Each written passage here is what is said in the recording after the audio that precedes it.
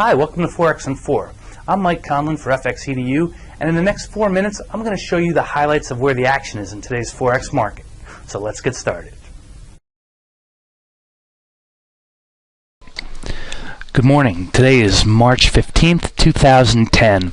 We're going to take a quick look at the week ahead this week. There's a lot of news out that's going to affect the market.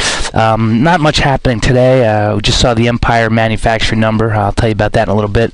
And there was also Eurozone employment figures that came out in the overnight session. Okay. This week, though, today starts the two-day finance meeting, minister meeting in the Eurozone, and they're coming out already and they're saying, well, we're not going to make a decision on Greek aid yet, so that's causing some euro weakness. We can just take a quick peek at this here. Euro's down after 3 days of gains, as you can see, versus USD. The other thing we want to talk about is we've got the FOMC meeting tomorrow in the U.S. While they're not expected to change rates here, do take a listen for the change in the policy language. Okay, that's going to tell us what's happening going forward. It's also amusing, but PPI figures come out on Wednesday, and then CPI figures come out on Thursday. I don't know. It seems to make sense to me that you'd want to hear about those figures first before you made a Fed interest rate decision. But what do I know? Maybe they just don't care too much about inflation readings. So we've got that going on. We'll also take a look here. Quick look at the pound. The pound is testing 150 versus USD again. These stories resurfacing about the hung parliament news that's going to happen with the elections coming up. They have a hung parliament. People are afraid nothing's going to get done regarding austerity measures that they may need to take to reduce debt. On top of that, you got Moody's coming out and saying that both the UK and the US are getting closer to losing their AAA credit ratings. Now, I don't know if Moody's has a death wish, considering their involvement in the credit default swap debacle that happened, back over the last couple of years that have caused, been a major contributor to the financial meltdowns we've been having. But if I were Moody's, I don't know if I'd necessarily want to be rattling the cage of the U.S. and the U.K. I'm sure investigations could be forthcoming, but who knows? But I'm just sort of that's a conspiracy theorist in me.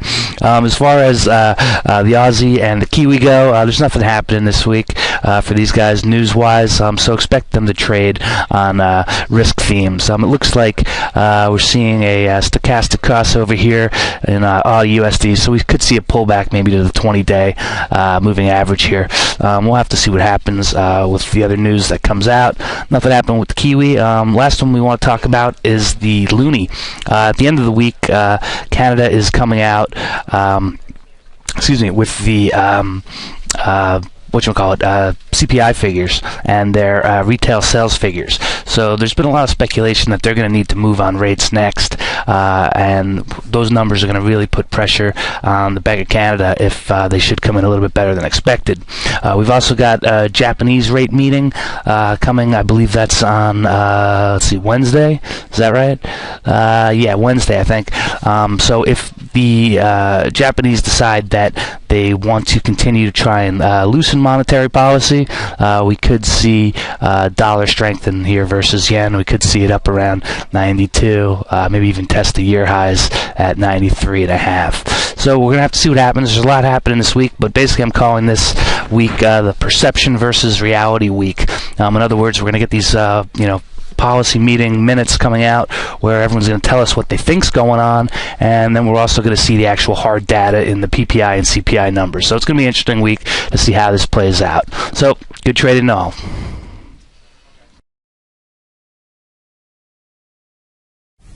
As always, be sure to check out the written blog at www.fxedu.com to get complete coverage of today's Forex market. If you would like to learn more about how to trade the Forex market from professionals like myself, be sure to check out our affordable Forex trading courses. And if you're already a seasoned professional or aspire to be one, ask us how we can help you achieve your Forex goals. Go to www.fxedu.com to get started today.